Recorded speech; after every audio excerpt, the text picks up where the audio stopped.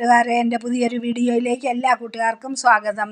നമ്മൾ അയ്യത്ത് പിടിച്ചിരിക്കുന്ന കൂണുണ്ടല്ലോ, ആ കൂണിനെ ഞാൻ പിഴുതുകൊണ്ട് വന്ന് അത് മഞ്ഞളും ഉപ്പും കൂടെ ഇട്ട് കലക്കിയ വെള്ളത്തിൽ കഴുകി വൃത്തിയാക്കിയിട്ട് അതിൻ്റെ പുറത്തൊരു പാട പോലെ ചെറുതായിട്ട് കാണും, അതും ചുരണ്ടി കളഞ്ഞിട്ട് അതിലിടണം. എന്നിട്ട് അതിൽ കിടക്കവേ തന്നെ ഒരു കറുപ്പ് കലർന്ന കളറ് വരികയാണെങ്കിൽ ഭക്ഷ്യയോഗ്യമല്ല, അതങ്ങ് കളയണം.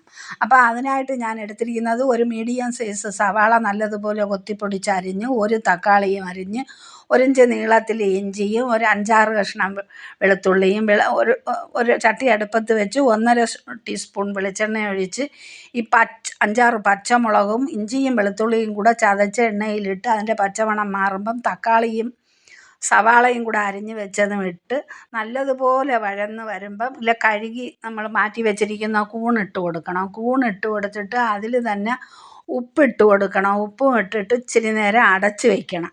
അടച്ച് വയ്ക്കുമ്പോൾ ഇതിൽ നിന്ന് ചെറിയ മയത്തിൽ വെള്ളം വരും. വെള്ളം വരുമ്പോൾ 1.5 ടീസ്പൂൺ മുളക് പൊടി, 1 ടീസ്പൂൺ മല്ലിപ്പൊടി, 1/2 ടീസ്പൂൺ ഗരം മസാല, ശകലം കുരുമുളക് പൊടി, ഇത്രയും ഇട്ട് അവരവരുടെ എരി പോലെ ഇട്ട് ഇളക്കി എന്നിട്ട് പിന്നെയും ചട്ടി അടച്ച് വയ്ക്കണം. അടച്ച് വെച്ച് ഒന്നങ്ങ് വഴന്ന് നല്ല ഇതായി ആ അരപ്പിൻ്റെ പച്ചമണമൊക്കെ മാറുമ്പം 1.5 കപ്പ് തിളച്ച വെള്ളമാണ് ഞാൻ ഒഴിക്കുന്നത്. ഒഴിച്ച് ഉപ്പുമൊക്കെ നോക്കി, വേണമെങ്കിൽ എരി കൂടുതലാണെന്ന് തോന്നുന്നവർക്ക് കുറച്ച് തേങ്ങാപ്പാൽ ഒരു അരമുറി തേങ്ങാപ്പാൽ ഒഴിച്ച് കൊടുക്കാം.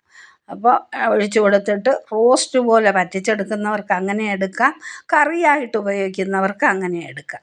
അപ്പോൾ സൂപ്പർ ഒരു കറിയാണ്. പക്ഷേ ആരായാലും ഇത് പിഴുതെടുത്താൽ മഞ്ഞ വെള്ളത്തിയിട്ട് കറുപ്പ് കളറാണെങ്കിൽ കളയണം.